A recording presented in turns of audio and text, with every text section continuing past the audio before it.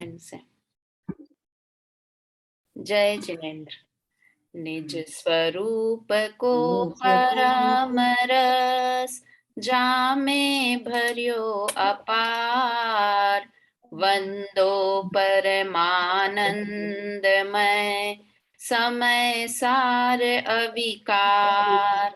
कुंद कुंद मुनि चंद्रवर अमृत चंद्र मुनीन्द्र, आत्मरसी बनारसी वंदो पद अरविंद।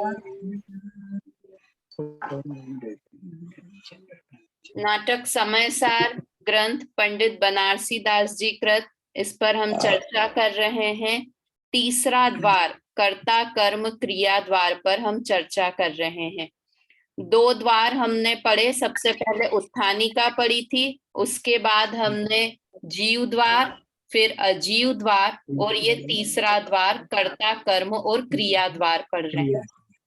जीव और अजीव द्वार में हमारी एकत्व और ममत्व बुद्धि जो पर द्रव्यों के प्रति है वो छुटवाई आचार्य देव ने या पंडित बनारसी दास जी ने।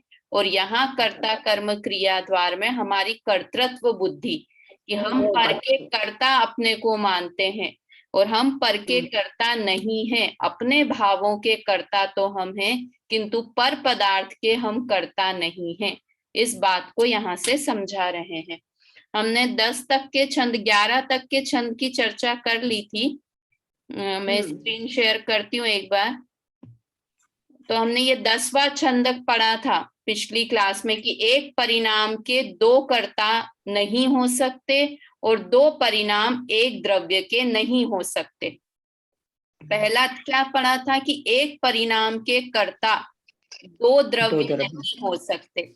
तो हम वास्तव में ये मानते हैं कि नहीं मानते हैं कि एक परिणाम के कर्ता, अगर हम ऐसा मानते हैं कि बिना आंख के हमको ज्ञान हो जाएगा, मानने कोई तो हम बोले अंधेरा है और अंधेरे में भी हमें ज्ञान हो जाएगा, तो हम क्या मानते हैं कि ज्ञान में दो चीजें चाहिए। ज्ञान करने में जीव भी चाहिए और आंखें भी चाहिए, तब हम किसी चीज का ज्ञान कर सकते हैं। या हम समझते हैं कि हमें ज्ञान भी चाहिए और 5 इंद्रियां भी चाहिए, तब हम किसी का, मतलब एक परिणाम एक हो रहा है, कौन सा? ज्ञान का परिणाम हो रहा है। और हम क्या मानते हैं कि दो चीजें होंगी। मानते हैं या नहीं मानते हैं? ऐसा मानते हैं। बिना आंख के भी हम जान सकते हैं, बिना जिनवाणी के हम जान सकते हैं। सोच सकते हैं ऐसा कि बिना जिनवाणी के हमें ज्ञान हो जाएगा। तो हमारी ये मान्यता कितनी प्रबल है कि एक ज्ञान का परिणाम हो रहा है, किंतु हम ज्ञान दो द्रव्यों से मानते हैं कि मैं जीव हूं, जीव से तो ज्ञान होता है, ये तो सही बात है, किंतु आप समझाओगे नहीं, गुरु समझाएंगे नहीं, तो मुझे ज्ञान कैसे होगा? तो दो द्रव्यों से हम एक ज्ञान को होना मानते हैं। ये ना लाइन पढ़ने में ऐसी लगती है कि बहुत सरल सी लाइन है, एक परिणाम के दो द्रव्य, एक परिणाम के दो कर्ता नहीं होते, किंतु वास्तव में अपनी मान्यता सोचें कि हम ऐसा मानते हैं कि नहीं मानते। फिर ये दूसरा था कि दो परिणाम एक ही द्रव्य करता है, कि जीव द्रव्य जानता भी है, और जीव अपन ने पिछली बार की थी कि मैं कपड़े भी धो लेती हूँ और मैं कपड़े का ज्ञान भी कर लेती हूँ। तो एक जीव दो परिणाम करता है। मतलब ये सब जो हमने 10वें नंबर का छंद हमने पढ़ तो लिया, किंतु ये बहुत इंपॉर्टेंट छंद है। मतलब खाना बन रहा है, कपड़े धुल रहे हैं, बच्चे बड़े हो रहे हैं, बच्चों की शादियां हो रही है, तो ये सब के हम इन सब का ज्ञान तो कर सकते हैं, किंतु ये सब कार्य हम नहीं कर सकते, क्योंकि एक द्रव्य एक ही तरह का काम करता है ना, जो उस द्रव्य के अनुरूप कार्य है वही कार्य करता है। तो मैं ज्ञान ही कर सकता हूं, अन्य कार्य नहीं कर सकता। ऐसा 10वें नंबर के छंद में हमने पढ़ा था। ये तो आज थोड़ा शुरुआत में अपन ने लिया। फिर 11वें नंबर के छंद में हमने पढ़ा था कि मिथ्या दर्शन कैसा है, मिथ्यात्व कैसा है, सम्यक्त्व कैसा है। कि मिथ्यात्व बहुत ढीठ है, अंधे कुएं के समान है और अनादि से जीव के साथ लगा हुआ है। तो इस तरह से 11वें नंबर के छंद पे चर्चा की थी। आज हम 12वें नंबर का छंद पढ़ रहे हैं। बहुत इंपॉर्टेंट छंद है, बहुत ध्यान से पढ़ना, है ना। इसमें अपनी बहुत सारी मान्यताओं के बारे में और खुलासा होगा। किसका अनम्यूट कर ली, अपने आप को म्यूट कर लीजिए। आवाज किसकी आ रही है? शायद अनीता आंटी आपका चालू है, तो म्यूट कर लीजिए अपने आप को एक बार। 12वें नंबर का छंद एक साथ बोलते हैं हम यहाँ से सब साथ में।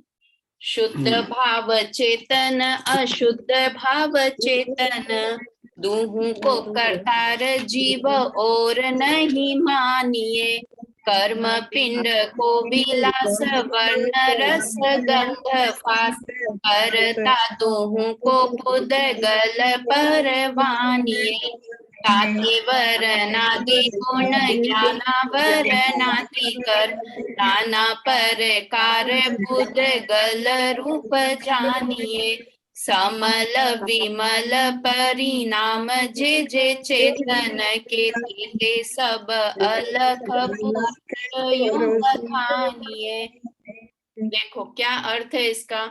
शुद्ध भाव चेतन अशुद्ध भाव चेतन, कि जितने भी शुद्ध भाव हैं उनका और जितने अशुद्ध भाव हैं उन सब का दूहों को करतार जीव और नहीं मानिए। दोनों का कर्ता जीव ही है, अन्य कोई नहीं है। पहले शाब्दिक अर्थ समझते हैं, उसके बाद डिटेल में पढ़ेंगे। फिर तीसरी लाइन में लिखा कि जितने भी कर्म का पिंड है ना, द्रव्य कर्म जो ज्ञानावर्णादि कर्म, कारमान वर्गना जिसे कहते हैं, तो जितने भी कारमान वर्गना का विलास मतलब वैभव है, साम्राज्य है, और वर्ण रस गंध स्पर्श आदि हैं, उन सब का कर्ता पुद्गल ही है ना। क्या 2 लाइन में बताया कि चेतन अचेतन भावों का कर्ता जीव द्रव्य है, और कर्मों का द्रव्य कर्म, ये कर्म पिंड मतलब द्रव्य कर्म समझना, द्रव्य कर्म का और वर्ण रस गंध स्पर्श आदि जो ये पुद्गल के भाव हैं, इनका कर्ता पुद्गल ही है। अब इसका क्यों ऐसा है, इसका लॉजिक ये बात की 4 लाइन में दिया कि ताते वरनादि गुण ज्ञाना वरनादि कर्म, नाना प्रकार पुद्गल रूप जानिए। कि ये जो ज्ञानावर्णादि कर्म है और स्पर्श रस गंध वर्ण है, ये सब पुद्गल रूप हैं, इसलिए इनका कर्ता पुद्गल है। ये दोनों लाइन को आपस में कनेक्ट करना कि इनका कर्म पिंड का और स्पर्श रस गंध वर्ण का कर्ता पुद्गल क्यों है, क्योंकि ये पुद्गल रूप हैं, इसलिए इनका कर्ता पुद्गल है। समझ में आ रहा है सुनीता आंटी? क्या बोल रहे हैं कि ये जो ज्ञानावर्णादि 8 कर्म हैं, द्रव्य कर्म हैं, ये कारमान वर्गणाओं से बने हैं, और कारमान वर्गणाएं पुद्गल की होती हैं। स्पर्श रस गंध वर्ण ये सब भी पुद्गल रूप हैं। तो जो जिससे बना हुआ है उसका कर्ता वही होता है। ये सिद्धांत इस छंद से निकलता है कि ये सब पुद्गल रूप हैं, इसलिए इनका कर्ता पुद्गल ही है ना। वीना आंटी समझ में आ रहा है क्या कि जो जिससे बना होता है उसका कर्ता वही होता है।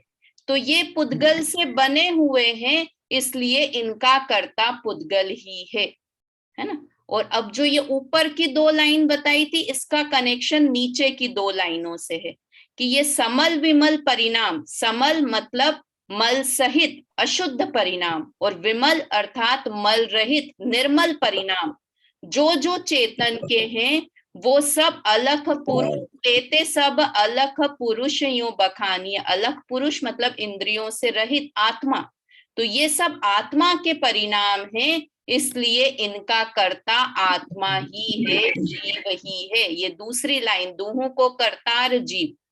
समझ में आया कि ये जो शुद्ध परिणाम और अशुद्ध परिणाम है ये जीव के हैं, इसलिए इनका कर्ता जीव है। और ज्ञानावर्णादि कर्म, द्रव्य कर्म और स्पर्श रस गंध वर्ण ये पुद्गल से बने हुए हैं, इसलिए इनका कर्ता भी पुद्गल ही है। जैसे अपन घड़े और मिट्टी का उदाहरण लगाते हैं ना कि घड़ा मिट्टी से बना, मिट्टी घड़े में क्या है, मिट्टी है, मिट्टी रूप है, इसलिए मिट्टी ही घड़े का कर्ता है। है ना, ऐसा अपन लगाते हैं ना। तो सेम वैसा का वैसा ही कि इस पर ये ज्ञानावर्णादि कर्म है, ये किससे बने हुए हैं, पुद्गल से बने हुए हैं, इसलिए इनका कर्ता पुद्गल ही है। अब देखो, जो एक मेरे को खास बात यहाँ पर बतानी है कि ये अपन बोलते हैं शुद्ध भाव और अशुद्ध भाव चेतन के। तो शुद्ध भाव कौन से हुए, शुद्ध भाव ज्ञान, ज्ञान दर्शन आदि। हाँ, ज्ञान दर्शन, केवल ज्ञान, केवल दर्शन, सुख, वीर्य, ये सब। और अशुद्ध भाव कौन से हुए कि मोह, राग, द्वेष के परिणाम, है ना, भाव कर्म जिसे कि हम कहते हैं भाव कर्म। पर किसी को पिछली क्लास ध्यान हो तो मैंने क्या कहा था, एक बात किसी को या आप में से प्रश्न आना चाहिए था कि अपन ने पिछली बार कहा था कि जीव ज्ञान भी करे और जीव गुस्सा भी करे, ऐसा नहीं हो सकता है। कहा था कि नहीं कहा था कि जीव क्रोध भी करे और जीव ज्ञान भी करे, ऐसा नहीं हो सकता है। और यहाँ पे तो क्या कह रहे हैं कि जीव ज्ञान भी करता है, ज्ञान का कर्ता भी जीव है, और अशुद्ध भाव मतलब मोह, राग, द्वेष यानी क्रोध का परिणाम, इसका कर्ता भी जीव है।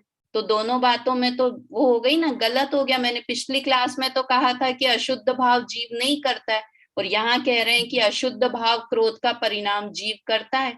तो दोनों में क्या अंतर है, कल उस क्लास की बात सही थी कि आज की क्लास की बात सही है? दोनों बात, दोनों बात, क्योंकि वो जो अपन कथन करते हैं ना कि जीव अशुद्ध भाव नहीं करता, ये शुद्ध निश्चय नय का कथन है कि जीव मोहराग द्वेष के परिणाम में क्रोध नहीं करता, ये परम शुद्ध निश्चय नय या शुद्ध निश्चय नय की बात है। और जो यहाँ पर कह रहे हैं कि अशुद्ध भाव मोह, राग, द्वेष के परिणाम जीव करता है, तो ये अशुद्ध निश्चय नय से बात है ना। जैसे कहते हैं ना, मोह, राग, द्वेष का परिणाम ये किसका है, जीव का है या पुद्गल का है? तो कई बार शास्त्रों में कथन आएगा कि ये परिणाम जीव का ही है, क्योंकि जीव में ही उत्पन्न होता है। ये डस्टर को तो क्रोध नहीं होता, इस डस्टर को तो मोह, राग, द्वेष नहीं होते, तो इसलिए क्या कहा कि मोह, राग, द्वेष जीव के ही है। तो उस अपेक्षा से कहेंगे तो जीव के ही है। और जहां कहते हैं कि पुद्गल के हैं मोह, राग, द्वेष के परिणाम, तो वहां पर किस लिए कहते हैं कि क्रोध पुद्गल का है? क्योंकि पर के निमित्त से होता है। मुझे कभी भी गुस्सा आएगा तो मुझे परद्रव्य चाहिएगा, तब मुझे गुस्सा आएगा, पुद्गल चाहिएगा, तो इसलिए उसे जड़ का परिणाम, और ये चेतन का, जीव का स्वभाव भाव नहीं है, इसलिए उसे जड़ कह दिया, स्वभाव नहीं है इसलिए उसे जड़ का कह दिया जाता है।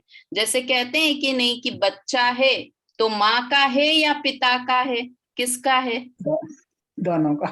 हाँ, तो अब यहाँ पे तो क्या वो बात है कि दोनों का, कि दो परिणाम, एक जीव, एक दो परिणाम एक ही द्रव्य नहीं करता है। कि मायके जाएंगे तो क्या कहेंगे कि ग्रंथ पूजा का है, पूजा जो भी मैं मायके जाऊंगी तो वहां मेरे बच्चों को कहेंगे, कोई भी हस्बैंड के नाम से बच्चों को नहीं जानेंगे। और ससुराल में आएंगे तो क्या कहेंगे कि अनुभव के बच्चे हैं, ये किसके बच्चे हैं, कि अनुभव जी के बच्चे हैं ये, है ना।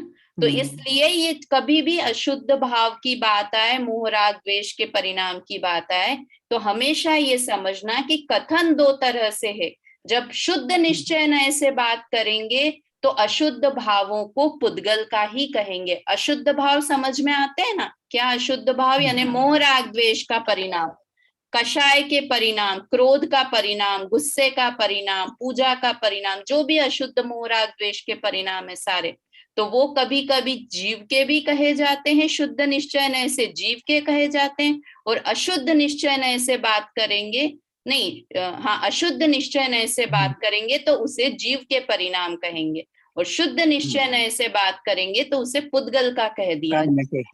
हाँ, ठीक है। देखो, एक दो शक्तियों की बात आती है, एक 47 शक्तियों में शक्ति है कर्तृत्व शक्ति और भोक्तृत्व, अकर्तृत्व शक्ति और अभोक्तृत्व शक्ति। मैं रोज ये सुबह 47 शक्तियां सुनती हूँ तो ये बहुत अच्छी आती है इसमें, कि अकर्तृत्व शक्ति किसे कहते हैं। इसमें लाइन आती है, देखो, जड़ कर्म कृत रागादि का यह आत्मा करता नहीं, रागादि भावों का कभी यह आत्मा भोगता नहीं। क्या कहा कि जड़ कर्म रागादि का कभी यह आत्मा करता नहीं, है ना। कि जड़ कर्म कृत किससे, ये मोह राग द्वेष परिणाम किसके कारण होते हैं, कि जब चारित्र मोहनी का उदय होता है तब मोह राग द्वेष का परिणाम होता है। तो इसलिए कहा कि जड़ कर्म कृत रागादि का यह जीव करता भी नहीं, कि यह जीव कभी भी जड़ कर्म के उदय से जो परिणाम होते हैं उनका कर्ता जीव नहीं है। किंतु यहाँ पर इस छंद में क्या सिद्ध कर रहे हैं कि रागादि जितने भी शुद्ध परिणाम हो या अशुद्ध परिणाम हो उसका कर्ता तो जीव है, किंतु द्रव्य कर्म का कर्ता और पुद्गल का कर्ता, कि मैं कोई भी एक ये मोबाइल उठा के इधर से इधर नहीं रख सकता, पुद्गल का कर्ता तो जीव तीनों काल में नहीं हो सकता। ये बात यहाँ पर 12वें नंबर के छंद में बताई। अर्थ पढ़िए इसका। मम्मी पढ़ो, मम्मी आई हुई है मेरी, इनसे पढ़वाती। पढ़ो इसका 12वें नंबर का छंद का अर्थ। शुद्ध चैतन्य भाव और अशुद्ध चैतन्य भाव दोनों भावों का कर्ता जीव है, दूसरा नहीं है। द्रव्य कर्म, परिणति और वर्ण, रस, गंध, स्पर्श, इन दोनों का कर्ता पुद्गल है। इससे वर्ण रसादि गुण सहित शरीर और ज्ञानावर्णादि कर्म स्कंध, इन्हें अनेक प्रकार की पुद्गल पर्याय जानना चाहिए। आत्मा के शुद्ध और अशुद्ध जो जो परिणाम हैं वे सब अमूर्तिक आत्मा के हैं, ऐसा परमेश्वर ने कहा है। हाँ, ये नोट भी पढ़ दो। अशुद्ध परिणाम कर्म के प्रभाव से होते हैं और शुद्ध परिणाम कर्म के अभाव से होते हैं। इससे दोनों प्रकार के भाव कर्म जनित कहे जा सकते हैं। कितना अच्छा नोट है ये फुट नोट, कि ये शुद्ध परिणाम अशुद्ध परिणाम मतलब मोह राग द्वेष के परिणाम है। ये तो कर्म के कारण, कौन से कर्म के कारण होते हैं, चारित्र मोहनीय कर्म के कारण होते हैं। तो ये तो अशुद्ध परिणाम मोह राग द्वेष ये कर्म की अपेक्षा है, किंतु शुद्ध परिणाम है उसमें भी कर्म की अपेक्षा है। कि केवल ज्ञान कैसे हुआ, कि केवल ज्ञानावर्णी कर्म के क्षय से। इसलिए कभी आपको ध्यान हो जब 5 भाव की क्लास चलती है ना, तो ये बताते हैं कि क्षायिक भाव भी मैं नहीं हूं, है ना। मैं परम पारिणामिक भाव हूं, क्योंकि क्षायिक भाव में भी कर्म के क्षय की अपेक्षा लगती है। तो यहाँ पर यही बोल रहे हैं कि शुद्ध परिणाम है ये कर्म के अभाव में, क्योंकि इसमें भी कर्म की अपेक्षा लगती है। इसलिए इन सब को कर्म जनित, कर्म की अपेक्षा लगती है ना, इसलिए कह दिया कि ये कर्म जनित है, चाहे कर्म का अभाव हो चाहे सद्भाव हो। तो अभी नीचे वाली 2 लाइन का फिर से एक बार करो। नीचे वाली 2 लाइन है ना जो तेते सब अलग पुरुष यूं बखानी, ये वाली लाइन का तेते सब अलग पुरुष यूं बखानी। तो अलग पुरुष मतलब अलग यानी इंद्रियों से रहित जो पुरुष, अलग पुरुष यानी आत्मा की जो ये इसमें तो अरूपी दिया ना। हाँ, इसमें जो दिया ना मीनिंग, हाँ इसमें तो अरूपी दिया ना, अलग अरूपी भी बोलते, अरूपी बोले या इंद्रियों से रहित बोले एक ही बात है। अलग है ना, अलग शब्द इंद्रियों से रहित की अपेक्षा में भी उपयोग में आता है। अलग का जो प्रॉपर शब्द का अर्थ है ना वो इंद्रियों से रहित होना, उसे ही कहते हैं। तो ये अलग पुरुष मतलब क्या हुआ, इंद्रियों से रहित पुरुष कौन है, कि आत्मा है। कि ये सब परिणाम समल विमल परिणाम ये जितने भी चेतन के हैं ये सब आत्म द्रव्य के हैं, ऐसा बखान किया गया है, ऐसा परमेश्वर पुरुषों ने ऐसा कहा है, ऐसा भगवान ऐसा वर्णन करते हैं। दोनों अर्थ निकाल सकते हैं कि ऐसा भगवानों ने ऐसा कथन किया है या ये सब परिणाम चेतन के हैं, ऐसा ग्रंथों में कथन आता है ना। इसमें तो इसका अर्थ नहीं लिख रखा है ऐसा, पर देखो ये सब अमूर्तिक आत्मा के परिणाम हैं, ऐसा परमेश्वर, ये सब अमूर्तिक आत्मा के हैं ऐसा परमेश्वर ने कहा है। बखानिए ऐसा परमेश्वर ने कहा है। ठीक है, चलिए इसका अब ये 11वें नंबर के 12वें नंबर के छंद को कोई मुझे 2 लाइन में बता सकता है कि इसका क्या, इसमें इस छंद में क्या कहना चाहते हैं? पूर्णिमा आंटी बताइए आप ही। ये शुद्ध भाव है और शुद्ध अशुद्ध दोनों भाव है ना, भाव कर्म है, वो तो सब जीव के कहे गए हैं। और ये बाकी ज्ञानावरणादि कर्म विभाव रूप है, जो सब में विभाव रूप नहीं लेंगे। ज्ञानावरणादि ये सब स्पर्श रस गंध वर्ण वाले, ये पुद्गल के। हाँ, जीव द्रव्य के ज्ञानावरणादि परिणाम, मतलब द्रव्य कर्म हाँ, और पुद्गल के भाव परिणाम कर्म, स्पर्श रस गंध वर्ण, ये सब हाँ, पुद्गल के हैं। और इससे अच्छा और कौन बता सकता है? अनीता आंटी आप बताएंगे? यही है इसका। पुद्गल का कर्ता पुद्गल होता है और जीव का कर्ता मतलब जीव होता है, ये हुआ वेरी इसका गुड। मेन। हाँ, बेला भाभी जी, ये बात सुनना चाह रही थी मैं, जो अपन ने की थी ना, ये लास्ट की बात की 4 लाइनें और शुरू की 4 लाइनें, इनमें आपस में क्या कनेक्शन है कि जो जिससे बना है उसका कर्ता वही है। कि ये ज्ञानावर्णादि कर्म और वर्णादि गुण ये सब पुद्गल रूप हैं, इसलिए पुद्गल इनका कर्ता है। और ये समल विमल परिणाम ये जीव रूप है, इसलिए जीव इनका करता है। वो घड़े का उदाहरण दिया था ना कि मिट्टी रूप है, इसलिए मिट्टी ही कर्म उसका करता है। तो इससे सिद्धांत ये निकालना है कि जो जिससे बना होता है वही उसका कर्ता होता है ना? ठीक है, मिट्टी चलिए। ही कर्म करता, मिट्टी ही कर्म, मिट्टी ही क्रिया, वो तीनों घटाए थे ना आपने पहले। हाँ, पिछली क्लास में भी तो वही सिद्धांत को यहाँ बार बार मतलब लॉजिक से समझा रहे हैं कि मैं पुद्गल का कर्ता क्यों नहीं हूं, क्योंकि मैं पुद्गल से नहीं बना हूं, इसलिए पुद्गल का कर्ता मैं नहीं हूं। और ज्ञानावर्णादि कर्म या ये पुद्गल के ये जिनवाणी है, ये पुद्गल से बनी है, स्पर्श रस गंध वर्ण से, तो पुद्गल ही इसका करता है। देखिए अब 13 नंबर के छंद से अपन बात करते हैं। तो 13, 14, 15 और 16 ये 4 छंद हैं। इसमें बनारसी दास जी ने बहुत अच्छे अच्छे उदाहरण दिए हैं। बहुत मजा आएगा इन छंदों को पढ़ने में। अपन एक एक पढ़ेंगे और उसका सिद्धांत भी पढ़ेंगे। और मैं क्लास के एंड में या अगली क्लास में पूछूंगी कि कौन से उदाहरण के लिए क्या सिद्धांत बताया था। अपनी तो क्लास चल रही है, प्रवचन तो है नहीं, तो इसलिए अपन यहाँ पे उदाहरण भी पढ़ेंगे और उन उदाहरणों पे क्या क्या मतलब ये कम से कम ये 13, 14, 15, 16 4 छंदों में 8 से 10 उदाहरण बनारसी दास जी ने दिए हैं और बहुत फेमस उदाहरण है। तो इनके उदाहरण भी याद रखने हैं और उदाहरण का सिद्धांत भी याद रखना है। ठीक है, 13 नंबर का छंद बोलते हैं पहले एक साथ सब, फिर इसका अर्थ करेंगे। राज घास के गरा से करी भच्चत सुहाए नहीं भिन्न रस लियो है। जैसे मतवारो नहीं जाने शिखरनी स्वाद जुंग में मगन रहे गौ दूध पियो है। तैसे मिथ्या दृष्टि जीव ज्ञान रूप है सदीव पग्यो पाप पुण्य सो सहज सुनहियो है। चेतन अचेतन दूं को मिश्र पिंड लखी एकमेक माने न विवेक कछु कियो है। देखो अब इसका अपन शाब्दिक अर्थ नहीं करते हैं, जो मेन बात है वही देख लेते हैं। शब्द बहुत सरल ही है। गजराज हाथी के लिए कि जैसे हाथी अनाज और घास दोनों खाता है, तो अनाज में क्या लड्डू, कि लड्डू और घास दोनों को साथ में खाता है और दोनों के भिन्न स्वरूप को नहीं जानता। कहाँ तो लड्डू, घी का लड्डू इतना महंगा बना हुआ, घी शक्कर और लड्डू, और कहाँ घास बिना पैसे की।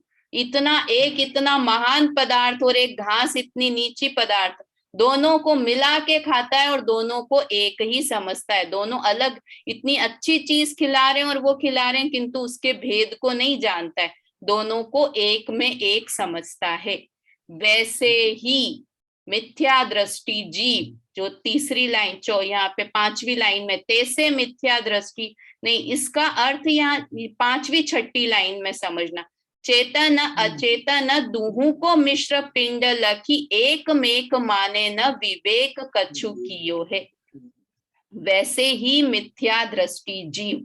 अब यहाँ पर क्या समझना, जहां भी मिथ्या दृष्टि जीव आ रहा है वहां अपनी बात समझना कि मैं क्या मानता हूं, कि मैं क्या मानता हूं कि चेतन अचेतन दोनों को मिश्र हमको दिखते। हम जब से जन्म हुआ हमारा तब से क्या हुआ कि चेतन और अचेतन हमको साथ में दिखाई दिए। हमारा शरीर था और वहीं हमारी आत्मा। हमारा शरीर तो बोलने को हमारा शरीर, वास्तव में हमारा शरीर नहीं। तो शरीर और आत्मा एक साथ मिश्र हमें दिखे तो क्या मान लिया, उस हाथी के जैसे दोनों को एक में एक मान लिया। हम मानने को, हाँ एक ही मान लिया। हम मानने को ही तैयार नहीं है कि शरीर अलग है और आत्मा अलग है। दोनों एक में एक मानते हैं, जैसे हाथी अनाज और घास को एक मानता है। जैसे कितना अच्छा ये उदाहरण फिट होता है कि अनाज लड्डू इतना अच्छी चीज, वैसे ही आत्मा इतना अच्छा पदार्थ और घास इतनी निकृष्ट पदार्थ, वैसे ही शरीर इतना निकृष्ट पदार्थ, और दोनों को एक में एक मान लेता है। तो ऐसे यहाँ पर इस उदाहरण से बताया कि मिथ्या दृष्टि जीव समझता नहीं है, जीव और पुद्गल को भिन्न भिन्न एक ही मानता है। ठीक है। दूसरा उदाहरण, जैसे मतवारो नहीं जाने शिखरनी स्वाद। शिखरनी क्या हुआ, श्रीखंड। खाया हुआ है सबने श्रीखंड। एमपी में तो बहुत बनता है, यहाँ थोड़ा कम चलता है राजस्थान में। एमपी में तो श्रीखंड पूरी मतलब बहुत रॉयल, कोई मेहमान आए तो श्रीखंड पूरी बना दो, ऐसा। तो श्रीखंड, वैसे ही मतवारा पुरुष मतलब कोई ऐसे शराब पीने वाला पुरुष, उसको श्रीखंड खिलाया जाए तो वो क्या है, चुंग में मगन कहे गऊ दूध पियो है। चुंग में मगन मतलब वो शराब के उसमें नशे में मगन होके वो क्या कहता है कि हाँ ठीक है, गाय का दूध पिया है मैंने। अब कहाँ श्रीखंड बनाने में कितनी मेहनत होती है, और गाय का दूध तो कैसा, निकाला और उठा के पी लिया। श्रीखंड में तो कितनी मेहनत है, उसका दही जमाओ, फिर वो उतना टांग के रखो मट्ठे को, फिर निकालो, फिर शक्कर डालो, फिर छानो, मिक्स करो, कितनी बड़ी प्रोसेस है। तो कितनी अलग अलग चीज है, कहाँ श्रीखंड और कहाँ दूध। किंतु किसके नशे में आके, कि शराब के नशे में उसे दो भिन्न वस्तुएं दिखाई नहीं देती है, कि श्रीखंड अलग चीज है और दूध अलग चीज है। तो वैसे ही तैसे ही मिथ्या दृष्टि जीव अर्थात मेरी बात कर रहे हैं कि मैं क्या करता हूं, कि मैं हूं तो ज्ञान रूप है सदैव, मैं हूं तो हमेशा ज्ञान रूप, किंतु पग्यो पुण्य पाप सो सहज शून्य ही है, कि पुण्य पाप में इतना मगन है कि मैं ज्ञान वाला हूं ऐसा मानने को ही तैयार नहीं है। विषयों के सुख में इतना मग्न हो गया हूं कि मैं ज्ञान स्वभावी अपने आप को देखने का होश ही नहीं है।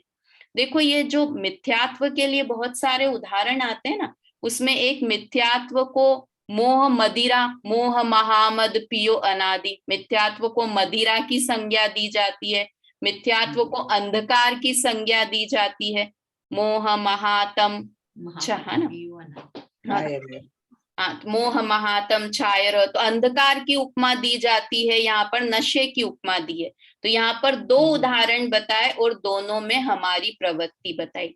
वास्तव में हम भी हैं कि नहीं नशे में, मिथ्यात्व के नशे में, कि पूरा दिन मिथ्यात्व के नशे में है, एक बार भी हमें अपनी आत्मा की ध्यान नहीं आती है।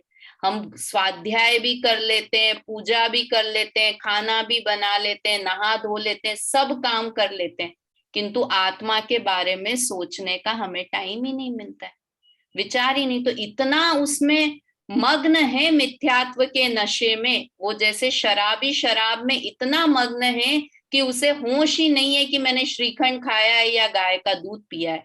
वैसे ही मिथ्या दृष्टि जीव मोह में इतना मग्न है, मिथ्यात्व में मैं इतना मग्न हूं कि मुझे अपने सहज स्वभाव की खबर ही नहीं है।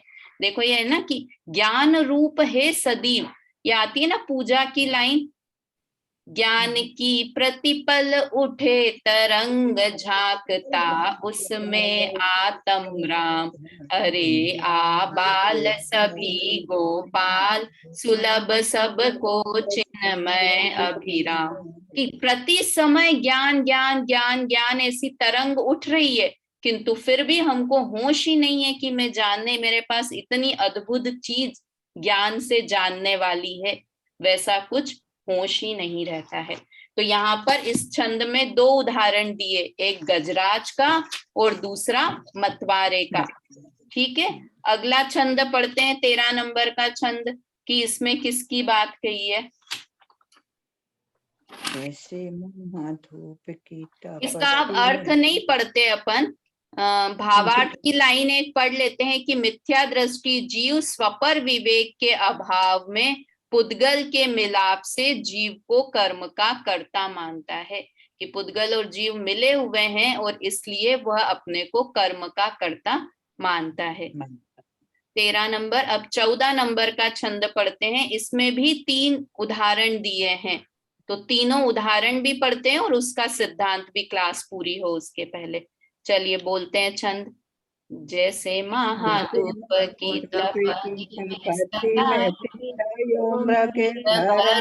सो मिथ्या जल पीवने को धायो है, जैसे अंधकार माही जेवरी निरखी नर भरम मोटर पीसर मान आयो है, अपने स्वभाव जैसे सागर सुतीर सदा पवन संजोग उछली आकुलायो है, तैसे जीव जड़ सो अव्यापक सहज रूप भरम सो कर्म करता कहायो है। 3 उदाहरण।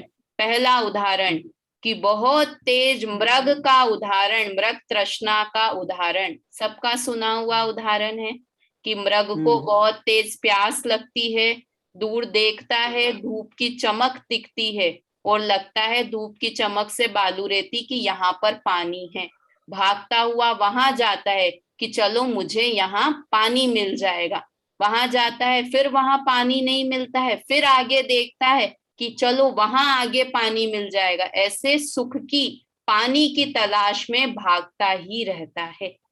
वैसे ही हम क्या, मिथ्या दृष्टि जीव क्या करते हैं, सुबह उठे कि चलो नहा धो लेते हैं, मजा आएगा, शांति मिलेगी, सुख मिलेगी, भागे बाथरूम की तरफ, सुख नहीं मिला, फिर वहां से भागे कि चलो किचन में चलते हैं, चाय पी लेते हैं, वहां पर सुख मिल जाएगा चाय पीने में, वहां भाग कर गए, वहां सुख नहीं मिला, फिर आगे भागे कि चलो मंदिर, बेला आंटी सुबह सुबह पूजा करने चलते हैं, पूजा करने से थोड़ा सुख मिल जाएगा, तो पूजा की तरफ, भगवान की तरफ भागते हैं, फिर वहां पे थोड़ी देर बैठते हैं कि नहीं यहाँ भी सुख नहीं मिला, चलो घर चलते हैं, नाश्ता कर लेते हैं, तो कैसे मृग की तरह क्या करते रहते हैं, भागते ही रहते हैं, है ना। ये तो बहुत सारी पूजा की लाइनें भी आती है इसमें, स्तुति की लाइन सकल गे गायक तत्वी में है ना,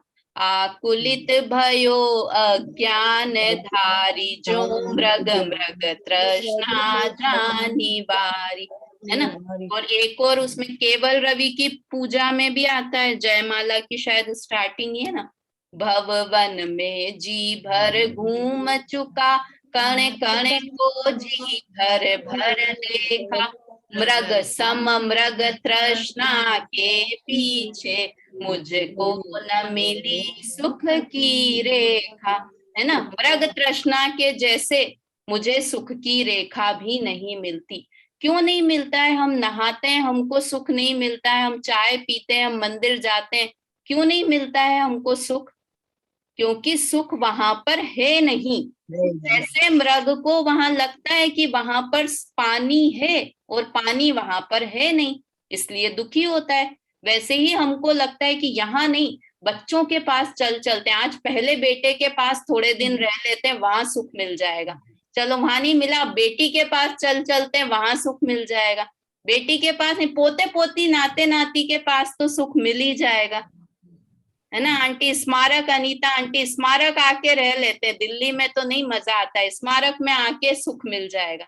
तो क्या करते हैं, वास्तव में ये ग्रंथ हम पढ़ रहे हैं ना, तो अपनी मान्यता बदलने के लिए पढ़ रहे हैं कि हम जहां जहां सोचते हैं सुख है, वहां पर सुख नहीं है, वह सब मृग तृष्णा के जैसा है।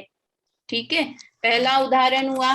दूसरे में क्या बताया कि अंधकार में क्या समझता है कोई, अंधकार में कि जवेरी निरखी नर, किसी ने रस्सी को देखा और भरमोमो डरपी सरपी मान आयो है, किंतु भ्रम से क्या समझ लिया अंधकार में कि यहाँ पर तो सांप है। तो उस डर के मारे वो कमरे से बाहर निकलने को तैयार नहीं कि मैं गली में जाऊंगा, अरे गली में तो सांप है, मैं किचन में कैसे जाऊं क्योंकि पैसेज में तो सांप है। तो वास्तव में क्या है कि भ्रम है, वो थी तो रस्सी किंतु भ्रम से उसे सांप मान लिया, तो हमेशा डरा डरा रहता है।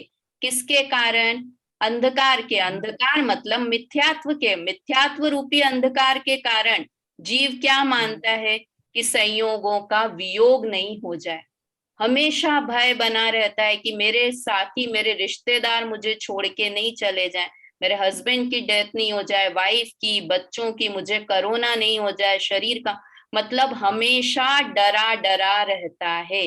किसके कारण, मोह रूपी अंधकार के कारण, है ना, मोह के कारण हमेशा, क्योंकि वास्तव में ये मिथ्यात्व क्या है कि जिसका संयोग है उसका वियोग होगा ही होगा, किंतु ये क्या समझता है मिथ्यात्व के कारण कि जितने भी संयोग मिले हैं ये सब हमेशा मेरे साथ रहेंगे। तो इसके कारण, ऐसा मिथ्यात्व के कारण जीव ऐसा मानता है।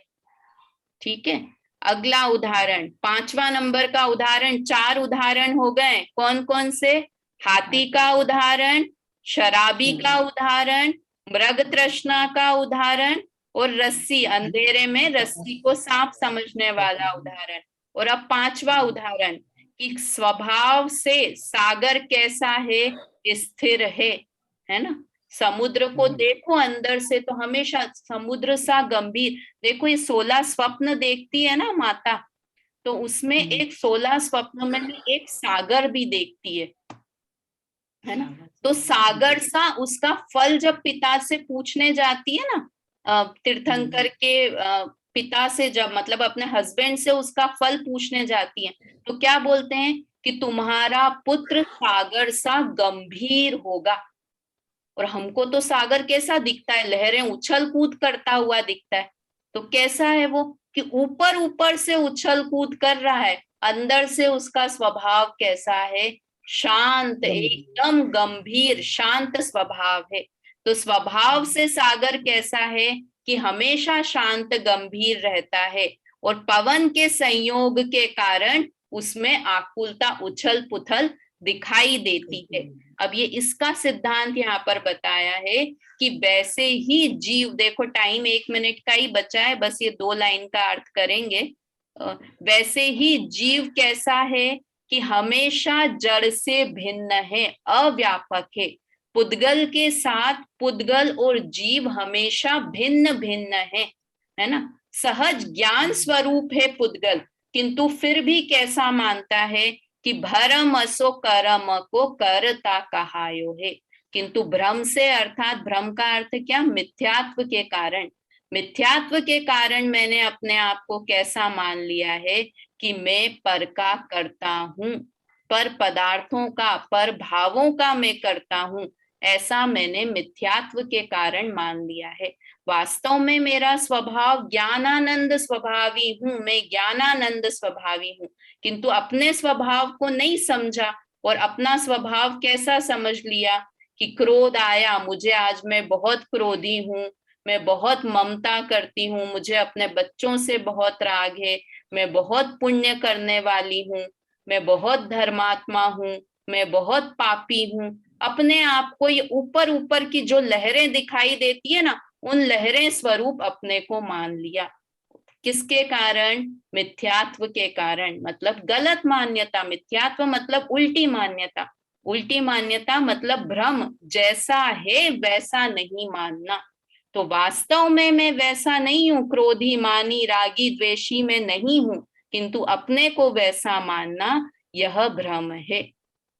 ठीक है, समय हो गया है, आधा मिनट में खत्म हो जाएगी क्लास, तो अपन जिनवाणी स्तुति कर लेते हैं। अगली क्लास का होमवर्क